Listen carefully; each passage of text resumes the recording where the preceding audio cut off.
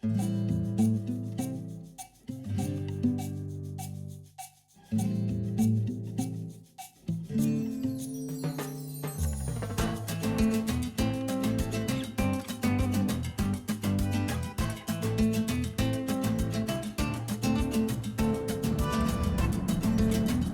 always recommend doing before and after pictures, partly because even though it's uncomfortable to look at the before pictures later, it does confirm to you that you once had a mess and you dealt with it and you created something beautiful from it.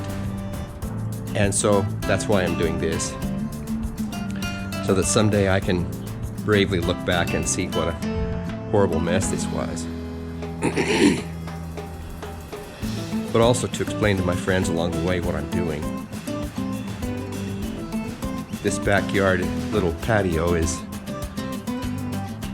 unfinished. It does have a sort of platform that's usable, acceptable. I don't really like it, but let me step over here.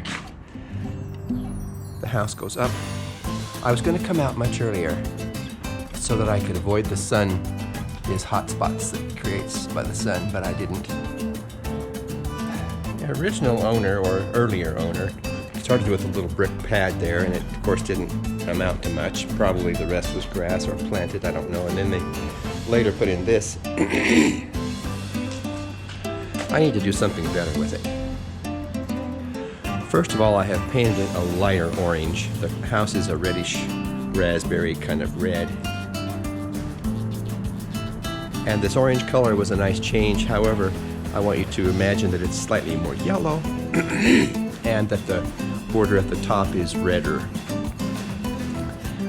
But for today, I wanted to show you how we are accomplishing these decorative pilasters. This will have a sort of Italian appearance when I'm done. Most of this city is based on Old Spain, which is the same as Old Italy. There will be these pilasters here. This first one was a bit of a mistake. The three guys that are working for me come generally individually as they have days off, and they failed to convince Mauro that this needed to be 30 by 60 centimeters. Well, he interpreted that loosely, and so it's slightly bigger by 1 centimeter. And the reason that it's needing to be a little bit less is that, here, I'll just come back here. These pieces of Cantera pavers will cover the pilasters in a veneer kind of way. Let me go back here. I'm not very well planned. And anyway, we can work around that. We can just alter the directions of the pieces. But that aside, you'll see down here a platform, kind of a border concrete platform, and that will be faced in black. The pilasters, the columns, will be done in a dark brown, not the beige that you saw back there, but a dark brown. It will go back there to that last cross piece, the last pilaster cutting, and there will be a porch made back there, a Spanish tile porch that will also have its own platform and 3 pillars, larger pillars. That will be sort of a little patio area covered with a slanted roof. But here, I wanted to show you how this was made, how this is done. Looks like quite a contraption, and it is. It's an assortment of used pieces. I bought the 3 new pieces of unmilled kind of virgin lumber. I don't know what to call it. It's unmilled. It's thicker and longer. You can buy that locally here at a wood shop not too far from my house, and they will plane it down for you any size you want, or you can just take it home in this unfinished way. I think it's fir. We'll see how that holds up. We might need to buy new lumber we're going to have 4 more at least. I think we're going to probably need to buy lumber again. But to give you some idea how this is done, inside that concrete, well, come over here. We chipped off the concrete surface to give us a rugged holding. Concrete, fresh concrete will stick to that permanently, which might not have been the case here. Then inside here we add these steel structures. It's called Castillo over in Nayarit. Castillo, castle, I believe. And here they call it cadena. So that will give a rigid support for the wet concrete once that's poured, adding considerable strength to the final piece. That is nailed into the concrete, wired down tight. This will need some more work probably.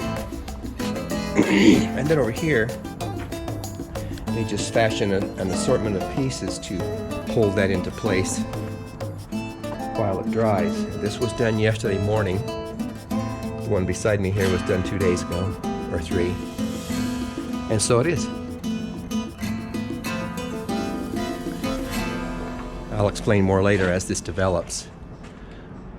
We are thinking of redoing this patio floor after all. I was thinking I would take it out completely and start over, and then I thought, no, that's silly. It's nice enough.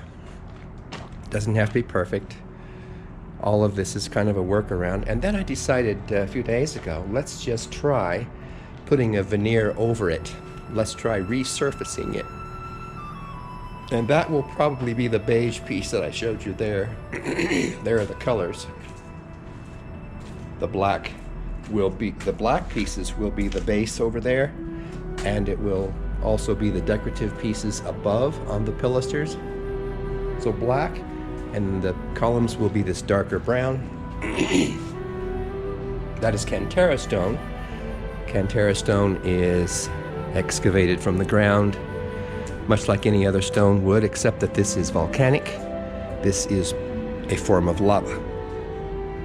The whole city of Querétaro is made of this stuff. Every church, every street, well, every street downtown that was built by the Spanish. And in later years, modern parts of the city are typical concrete and so on. But Cantera is the way to build things in Querétaro. And I hear my doorbell ringing. I think it's Jose today. So I better run. We're done? Okay, see you later. Thanks. Bye. Now here at the end I have 5 additional still shots that I'd like to show you. This first one at the top is an original, which is kind of a composite of several, so I could get it all together for you. And at the bottom is a drawing of what I would like it to look like. This second one is just the same thing, and then the third is that far end that I'm working on, which will be that little porch that I talked about.